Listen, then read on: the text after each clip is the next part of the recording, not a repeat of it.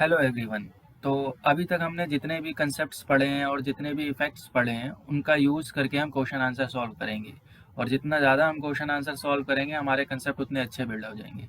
तो चलिए सॉल्व करते हैं क्वेश्चनों को। तो जो हमारा फर्स्ट क्वेश्चन है उसमें हमसे ये पूछा है कि the strongest base among the following is. सबसे ज़्यादा स्ट्रॉन्गेस्ट बेस कौन सा है। तो देखो, जब मैं बेसिसिटी पढ़ा रहा था तो उसमें मैंने बताया था कि जनरली जो क्वेश्चन होते हैं वो लुईस बेस से रिलेटेड होते हैं। और देखिए, सब में हमारे पे लोन पेयर अवेलेबल है। सारे को जितने भी ऑप्शन दिए सब में लोन पेयर है। तो बस हम ये चेक क्या करना है हमें कि लोन पेयर की किस में हमारा लोन पेयर फ्री है, जिसमें आसानी से फ्री हो जाएगा वो सबसे ज़्यादा स्ट्रॉन्ग हो जाएगा। तो चेक कर लेते हैं। सबसे पहले हम देखते हैं कि पिरिडीन है। फर्स्ट केस में हमारा पिरिडीन है, इसमें लोन पेयर क्या फ्री है? हाँ, इसमें हमारा फ्री है। सेकंड केस में ये हमारा पायरोल है, इसमें लोन पेयर कॉन्जुगेशन में, रेजोनेंस में, तो इसमें तो फ्री नहीं है। सेकंड थर्ड में क्या है हमारा, इसमें तो कोई डबल बॉन्ड ही नहीं है, तो इसमें भी ये हमारा लोन पेयर क्या हो जाएगा? फ्री हो जाएगा। अब फोर्थ में देख लेते हैं हम, इसमें क्या रेजोनेंस में? हाँ, इसमें भी हमारा ये रेजोनेंस में, तो इसमें भी फ्री नहीं है। अब बच गया हमारा दो, फर्स्ट और थर्ड। और मैंने बताया था कि जब मैंने बेसिसिटी बताया था तो उसमें मैंने हाइब्रिडाइजेशन का कंसेप्ट बताया था कि जो हमारा जो पहला है, हमारा जो पिरिडीन है, इसमें जो ये नाइट्रोजन है, ये नाइट्रोजन हमारा sp2 हाइब्रिडाइज्ड है। और जबकि ये पिपरिडीन है, ये क्वेश्चन मैंने शायद वहाँ पे भी करवाया था, इसमें क्या है, ये हमारा sp3 हाइब्रिडाइजेशन है इसकी। तो जितना ज़्यादा एस करेक्टर होगा उतना ही इलेक्ट्रोनेगेटिव होगा, और उतना ही इलेक्ट्रोनेगेटिव होगा तो उतने आसानी से इसके इलेक्ट्रॉन फ्री नहीं होंगे। तो सबसे ज़्यादा एस करेक्टर किस में हो गया? sp2 में क्या हो गया? ज़्यादा एस करेक्टर हो गया, एस करेक्टर ज़्यादा हो गया। तो एस करेक्टर ज़्यादा होने की वजह से इसकी इलेक्ट्रोनेगेटिव बढ़ गई, तो इसमें ये जो लोन पेयर होगा वो फ्री नहीं होगा। तो हमारा आंसर हो जाएगा फिर 3 is the answer. Second question है, among the following the dissociation constant is highest for. सबसे पहले समझते हैं कि डिसोसिएशन कांस्टेंट क्या बात कर रहा है। डिसोसिएशन कांस्टेंट मतलब के ए। अब मुझे कैसे पता ये के ए ही पूछा है? क्योंकि ऑप्शन देखिए, सारे जो ऑप्शन है उसमें ओ एच किसी में सी एच और किसी में ये NH3 प्लस सी एल है, इसमें सी एल नेगेटिव है और ये NH3 पॉजिटिव है। तो क्योंकि सब में एसिडिक हाइड्रोजन है तो इसलिए हमें ये एसिड का डिसोसिएशन कांस्टेंट पूछ रहा है। तो मैंने के ए जब पढ़ा रहा था तो मैंने बताया था कि जो के ए कब ज़्यादा होगा, जब हमारा स्ट्रॉन्ग एसिड होता है तो उसका जो डिसोसिएशन कांस्टेंट होता है के होता है वो मोर होता है, और जबकि वीक एसिड का हमारा जो के ए होता है वो लेस होता है। तो कहने का मतलब कि एसिडिक करेक्टर जितना ज़्यादा हो गया उतना ही ज़्यादा के ए हो जाए। तो बस इसको increasing order of acidity increase कर दो, आंसर आ जाएगा हमारा। तो देखो, सबसे पहले तो हमारा ये बेंजीन के ऊपर ओ एच है, ये बेंजीन के ऊपर ओ एच है। तो अब देखो, जब भी मैंने बोला था कि एसिड बेस के क्वेश्चन करेंगे तो हम सबसे पहले क्या करेंगे, एसिड बेस के क्वेश्चन में हम क्या करेंगे, कोई एसिड दिया होगा उसका कॉन्जुगेट बेस बना लो और इसकी स्टेबिलिटी चेक कर लो, इसकी स्टेबिलिटी चेक कर लो। अगर वो स्टेबल हो गया तो वो स्ट्रॉन्ग एसिड हो जाएगा। तो देखो, इसको बनाओ। तो ये जब बनाएंगे तो ये इस तरीके से आ जाएगा, O पे नेगेटिव चार्ज। अब ये रेजोनेंस में है तो ये स्टेबल है, तो ये आंसर हो सकता है। सेकंड में क्या है हमारा, सेकंड में क्या है, C6, यही बेंजीन है। अब बेंजीन के ऊपर क्या है हमारा, CH2 है और OH है। जब इसका कॉन्जुगेट बेस बनाएंगे हम तो ये किस तरीके से बनेगा, ये कुछ इस तरीके से बनेगा, CH2O नेगेटिव। अब देखो, यहाँ पे ये जो नेगेटिव चार्ज है, ये जो नेगेटिव चार्ज है स्टेबल नहीं है, इसमें कहीं भी रेजोनेंस नहीं है, स्टेबल नहीं है, तो ये तो आंसर हो ही नहीं सकता।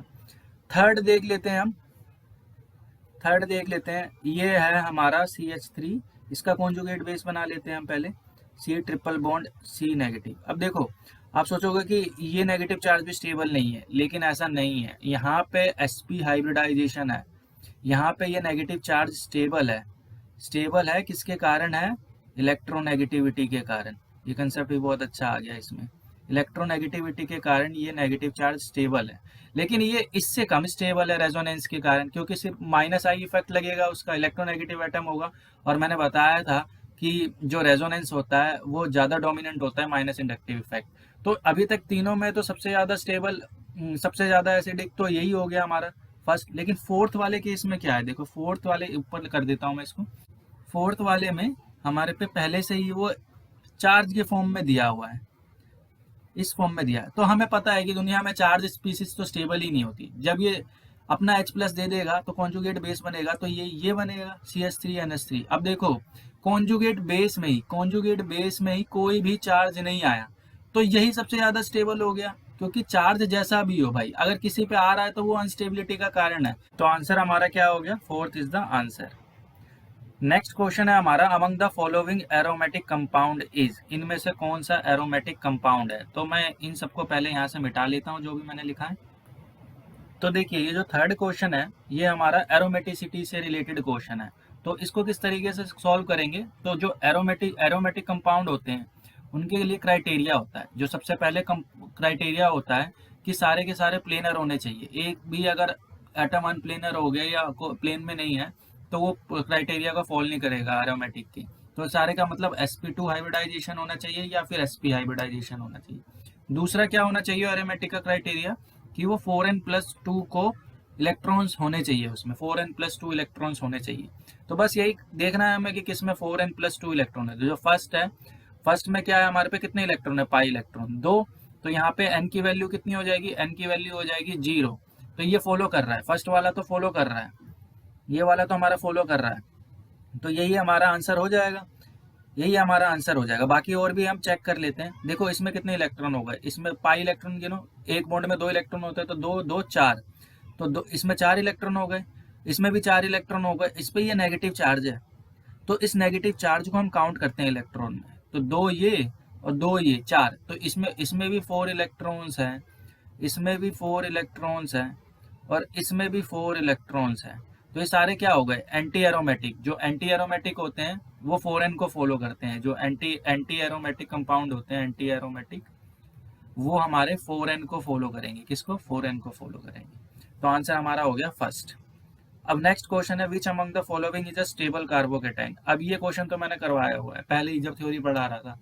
तो जब भी कार्बोकेटाइन का क्वेश्चन है तो हम हाइपर कॉन्जुगेशन इफेक्ट देखेंगे, और हाइपर कॉन्जुगेशन इफेक्ट में जितने नंबर ऑफ अल्फा हाइड्रोजन होंगे उतने ज्यादा स्टेबल होगा। तो फर्स्ट में हमारे कितने अल्फा हाइड्रोजन है, 3। सेकंड में तो है ही नहीं, थर्ड में हमारे हैं 9 और फोर्थ में हमारे हैं 6। तो इजिली आप बता दोगे कि ये वैसे भी ये टर्शरी है तो ये ज्यादा स्टेबल है। आंसर आ गया हमारा थर्ड। तो अगला क्वेश्चन है, विच of the following compound is most acidic. Most acidic पूछा है, अगेन एसिड से रिलेटेड क्वेश्चन है। तो क्योंकि बार बार एसिड और बेस से रिलेटेड ही क्वेश्चन आएंगे, तो बेस में सबसे पहले देखो एसिड के केस में क्या करना है हमें, एसिड के केस में हमें कॉन्जुगेट बेस बनाना है, ये तो बनाना ही है तुम्हें। लेकिन बेस के केस में हमें इलेक्ट्रॉन्स को लोन पेयर देखना है कि अगर वो फ्री है या नहीं है। तो मैं यही बना देता हूँ, बार बार मैं ये एसिड का कॉन्जुगेट बेस नहीं बनाऊंगा। अगर कॉन्जुगेट बेस स्टेबल हो गया तो स्ट्रॉन्ग एसिड हो जाएगा, अगर कॉन्जुगेट बेस अनस्टेबल हो गया तो वो वीक एसिड हो जाएगा। ठीक है, अगर लोन पेयर फ्री हो गया बेस के केस में तो वो हमारा हो जाएगा स्ट्रॉन्ग बेस, अगर लोन पेयर जो फ्री है वो नहीं हुआ तो वो हो जाएगा वीक बेस। बस यही कंसेप्ट याद रखना है। बाकी बार बार मैं कॉन्जुगेट एसिड नहीं बनाऊंगा, वो प्रैक्टिस करेंगे जितना हम उतने आसानी से सॉल्व कर पाएंगे। तो देखो एक्चुअली में कॉन्जुगेट बेस में क्या होगा, ऑक्सीजन पे नेगेटिव ही तो चार्ज आएगा। कोई सा भी क्वेश्चन ले लो एसिड का, उसमें एसिडिक हाइड्रोजन होगा, H निकालोगे ऑक्सीजन पे नेगेटिव चार्ज आएगा। कोई सा भी क्वेश्चन, जैसे यही क्वेश्चन है, जैसे मैं फिनोल ले लूँ, फिनोल ले लिया, यहाँ से इसका कॉन्जुगेट बेस बनाएंगे तो यही तो आएगा, O पे नेगेटिव चार्ज। अब मुझे ये देखना है कि ये जो नेगेटिव चार्ज आया है ये स्टेबल है या नहीं है। अगर स्टेबल है तो स्टेबल एसिड स्ट्रॉन्ग होगा, अगर स्टेबल नहीं है तो एसिड स्ट्रॉन्ग नहीं होगा। तो इसमें देखो रेजोनेंस में, तो ये चीज हम डायरेक्टली देखने की कोशिश करेंगे क्वेश्चन से। मुझे पता है कि थोड़ा डिफिकल्ट होगा लेकिन प्रैक्टिस करेंगे तो हो जाएगा। तो मैं डायरेक्टली कर रहा हूँ इस क्वेश्चन में। देखो अब इफेक्ट लगाऊंगा मैं। देखो यहाँ पे हमारे पे ये ग्रुप है NO2, सब में फिनोल डेरिवेटिव है। देखो फिनोल डेरिवेटिव है सब में। तो पहले तो 3 का ही देख लेते हैं, लास्ट वाला तो बाद में देखेंगे। लास्ट वाले में तो ऑक्सीजन पे नेगेटिव चार्ज है और उसको स्टेबलाइज करने के लिए कोई है ही नहीं, तो ये तो आंसर होने से रहा बचा इसमें, क्योंकि इसमें रेजोनेंस ही नहीं है। अब देखो इसमें O पे नेगेटिव चार्ज आएगा तो ये NO2 है, ये खींचने वाला है। और इसमें क्या है, ये CH3 तो हमें पता है प्लस आई ग्रुप देता है, तो ये प्लस आई है। तो इसमें इफेक्ट कौन कौन से हो गए, इसमें माइनस आई हो गया और माइनस M हो गया, 2 इफेक्ट हो गए। इसमें क्या हो गया, सिर्फ प्लस आई हो गया। और इसमें क्या, इसमें तो कोई है ही नहीं। तो हमें पता है कि जो रेजोनेंस होता है इसमें NO2 के वजह से माइनस R की वजह से ये इलेक्ट्रॉन डेंसिटी को खींच लेगा। तो आंसर हमारा क्या हो गया, फर्स्ट। First is answer. इसमें तो और इलेक्ट्रॉन दे रहा है, ये इसमें तो रेजोनेंस भी नहीं है, प्लस आई की वजह से और इलेक्ट्रॉन दे देगा तो ऑक्सीजन पे और नेगेटिव चार्ज बढ़ जाएगा, इसलिए ये आंसर नहीं हुआ। नेक्स्ट क्वेश्चन है पिरिडीन से रिलेटेड। पिरिडीन पता है ना आपको किसे कहते हैं? पिरिडीन ये होता है, पिरिडीन ये नाइट्रोजन कंटेनिंग, बेंजीन का ये एनालॉग होता है लेकिन उसमें नाइट्रोजन होता है। Pyridine is less basic than triethylamine, और ट्राईथाइलामीन क्या है? अमीन के ऊपर C2H5 जोड़ दो, 3 C2H5 C2H5, ये हो गया ट्राईथाइलामीन। अब बोल रहा है कि pyridine is less basic than triethylamine. क्यों? Pyridine has a aromatic character. ये तो ठीक है, पिरिडीन में एरोमेटिक करेक्टर है, लेकिन क्या इसका आंसर है? नहीं। Nitrogen in pyridine is sp2 hybridized. ये ठीक है कि नाइट्रोजन इसमें क्या है, ये वाला sp2 हाइब्रिडाइज्ड है, ठीक है। Pyridine is a cyclic system, तो क्या हो गया उससे? साइक्लिक होने से क्या हो गया? In pyridine lone pair of nitrogen is delocalise. Lone pair resonance में है क्या? नहीं। तो आंसर हमारा क्या हो गया? सेकंड वाला की जो nitrogen in pyridine is sp2 hybridized, ठीक। नेक्स्ट क्वेश्चन देखते हैं, which of the following is more basic than aniline. तो पहला है डाइफिनाइल अमीन। अमीन बना लो एक जिसमें दो, वो पहले तो एनिलीन बना लो। इससे पूछा है एनिलीन से ज़्यादा बेसिक कौन है, तो ये हमारे पे एनिलीन हो गया। एक मिनट मार्कर का कलर चेंज कर देता हूँ, मैं वाइट कर देता हूँ। तो ये हमारे पे एनिलीन हो गया, NH2। दूसरा है हमारा बेंजाइल अमीन। बेंजाइल अमीन इसे कहते हैं भाई, ये CH2 और NH2, ठीक। ये तो एनिलीन हो गया, ये हमारा फोर्थ हो गया बेंजाइन अमीन। और तीसरा ट्राइफिनाइल अमीन, तो मतलब तीनों नाइट्रोजन के चारों तरफ 3 फिनाइल ग्रुप में, फिनाइल ग्रुप है। और नेक्स्ट है हमारा डाइफिनाइल अमीन। डाइफिनाइल अमीन के दो लगा दो इधर, 2 पीएच, एक ये पीएच और एक हाइड्रोजन, ठीक। और लास्ट रह गया हमारा पैरानाइट्रोएनिलीन। तो ये NH2 हो गया, यहाँ पे लगा दिया NO2।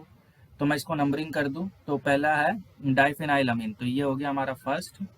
ट्राइफिनाइल अमीन सेकंड, ये हो गया हमारा थर्ड, और ये हो गया हमारा फोर्थ। बस अब इसमें देखना है कि which is the more basic than aniline, इससे ज़्यादा कौन बेसिक है। तो देखो इन सब में तो भाई रेजोनेंस की वजह से फिनाइल रिंग है, मैंने बड़ा करके नहीं लिखा तो ऐसे ही हो जाएगा। इसमें रेजोनेंस है, तो इनकी वजह से लोन पेयर तो फ्री हुआ ही नहीं। इसमें भी रेजोनेंस है, लेकिन इसमें तो और NO2 ग्रुप है, और खींच लेगा, तो ये तो लेस बेसिक हो गया, इससे भी लेस बेसिक हो गया। बच गया ये बेंजाइल अमीन CH2 वाला, इसमें रेजोनेंस नहीं है नाइट्रोजन का लोन। तो आंसर हमारा हो जाएगा फोर्थ। सो जो नेक्स्ट क्वेश्चन है वो क्वेश्चन नंबर 9 है, वो रिएक्टिविटी से रिलेटेड क्वेश्चन है। और रिएक्टिविटी टुवर्ड्स इलेक्ट्रोफिलिक रिएजेंट की, मतलब जो अटैकिंग स्पीसीज है वो इलेक्ट्रोफाइल है। अटैकिंग स्पीसीज हमारी क्या है? इलेक्ट्रोफाइल। अब देखो ये जो इलेक्ट्रोफाइल है वो किस पे अटैक करेगा? वो न्यूक्लियोफाइल पे अटैक करना चाहेगा, या ऐसे स्पीसीज पे अटैक करना चाहेगा जिसपे इलेक्ट्रॉन डेंसिटी क्या हो? मोर हो, इलेक्ट्रॉन डेंसिटी मोर हो। बस आपको क्या चेक करना है कि जितने भी ऑप्शन दिए किसमें इलेक्ट्रॉन डेंसिटी ज्यादा है, देखो। और जबकि इलेक्ट्रोफाइल रिएजेंट है और सारे देखो बेंजीन डेरिवेटिव है, तो मैंने बताया कि जैसे वो बेंजीन होता है उस पे वो न्यूक्लियोफाइल की तरह बिहेव करता है। कैसे बिहेव करता है? देखो ये मैं बना लेता हूँ, ड्रॉ कर लेता हूँ पहले सारे बेंजीन। ये हमारा बेंजीन है, सेकंड हमारा टोलिन है। स्ट्रक्चर भी पता होने चाहिए थोड़े मोड़े, तभी क्वेश्चन सॉल्व होंगे। ये हमारा टोलिन है, ठीक है, बी। थर्ड हमारा क्लोरोबेंजीन है, ठीक है, क्लोरोबेंजीन है, इसको मैंने बना लिया यहाँ पे क्लोरोबेंजीन। और जो डी है हमारा वो फिनोल है। अब देखो किस तरीके से बेंजीन न्यूक्लियोफाइल अटैक करेगा। देखो ये बॉन्ड है, ये ब्रेक होगा और यहाँ पे इलेक्ट्रॉन डेंसिटी इंक्रीज हो जाएगा, तो यहाँ पे नेगेटिव चार्ज आया। अब यही इलेक्ट्रोफाइल यहाँ पे आके अटैक कर जाएगा। तो उसी का ऑर्डर पूछ रहा है कि कौन सबसे ज्यादा रिएक्टिव होगा और कौन सबसे कम, इंक्रीजिंग ऑर्डर में डिक्रीजिंग ऑर्डर में लगा देना। तो जाहिर सी बात है जिसपे इलेक्ट्रॉन डेंसिटी ज्यादा होगी वो ज्यादा रिएक्टिव होगा, तो बस चेक कर लो। तो ये तो सिंपल बेंजीन है। अब देखो बेंजीन पे इलेक्ट्रॉन डेंसिटी कब होगी? जब उस पर इलेक्ट्रॉन रिलीजिंग वाले ग्रुप हो। तो देखो CH3 हमारा क्या है? CH3 हमारा प्लस आई ग्रुप है, हाँ इलेक्ट्रॉन डोनेटिंग ग्रुप है। और ये जो हमारा फिनोल है, इस फिनोल में जो OH है ये देखो प्लस M देगा और माइनस I देगा। लेकिन मैंने बताया था कि जो रेजोनेंस है इन दोनों में, इसमें जो प्लस m है वो डोमिनेंट होगा माइनस i से, ठीक है। तो रेजोनेंस की वजह से इस पर सबसे इलेक्ट्रॉन डेंसिटी होगी, तो बस इंक्रीजिंग ऑर्डर में लगा देते हैं। तो सबसे ज़्यादा तो हमारा यही हो गया, डी हमारा सबसे ज़्यादा हो गया। फिर खींचने वाला कौन है भाई, खींचने वाला ये हमारा सी है, क्लोरोबेंजीन है, इसका माइनस आई इफेक्ट लग जाएगा, तो ये सबसे कम हो गया। तो सी तो सबसे कम हो गया। बचा ए और बी में कौन है, ए में तो सिंपल बेंजीन है CH3 में, और बी में CH3 है, CH3 का प्लस आई लग जाएगा, इलेक्ट्रॉन दे देगा, तो बी हमारा सेकंड आ गया, ए हमारा ये हो गया। तो आंसर हो गया DBAC। तो आंसर हमारा हो गया थर्ड। नेक्स्ट क्वेश्चन देखो, स्टेबिलिटी से रिलेटेड है कार्बन आयन। अब देखो कार्बन पे नेगेटिव चार्ज है, अब देखो कार्बन पे नेगेटिव चार्ज है तो इस पे ऐसे ग्रुप लगे होने चाहिए जो इस कार्बन से इस इलेक्ट्रॉन डेंसिटी को खींच ले। तो देख लो, सबसे पहले ये इसको स्टेबलाइज कर दो। देखो पहले तो ये देखो, ये है हमारा sp हाइब्रिडाइजेशन, ठीक, ये है sp2। तो ए तो ज्यादा स्टेबल हो गया एज कम्पेयर टू सी, क्योंकि इलेक्ट्रॉन डेंसिटी खींच लेगा, एस करेक्टर ज्यादा हो जाएगा, इलेक्ट्रोनेगेटिविटी ज्यादा हो जाएगी। बचा बी और डी में तो कोई है ही नहीं, ये तो sp3 है, इसको तो सबसे एंड में कर दो। तो डी देख लो सबसे एंड में किसमें, और सबसे ज्यादा कौन है, ए, तो आंसर आ गया हमारा थर्ड, ABCD। नेक्स्ट देख लेते हैं कि हाइब्रिडाइजेशन से रिलेटेड क्वेश्चन है, तो ये तो बहुत आसान हो गया। जहाँ पे सिंगल बॉन्ड दिख जाए तुम्हें वो sp3, जहाँ पे डबल बॉन्ड दिख जाए वहाँ sp2, जहाँ पे ट्रिपल बॉन्ड दिख जाए वो sp, ठीक है। समटाइम sp हाइब्रिडाइजेशन होने की कंडीशन ये भी होगी कि ये दो डबल बॉन्ड इस तरीके से आ जाए, तो ये भी हमारा क्या हो जाएगा, sp, ठीक है। फिलहाल तो ये क्वेश्चन बड़ा इजी है। तो C2 हमारा क्या हो गया, C2 तो हमारा हो गया, C2 ये रहा, ये तो हमारा हो गया sp। C3 हमारा क्या हो जाएगा, ये रहा C3 वाला कार्बन, ये देखो sp3।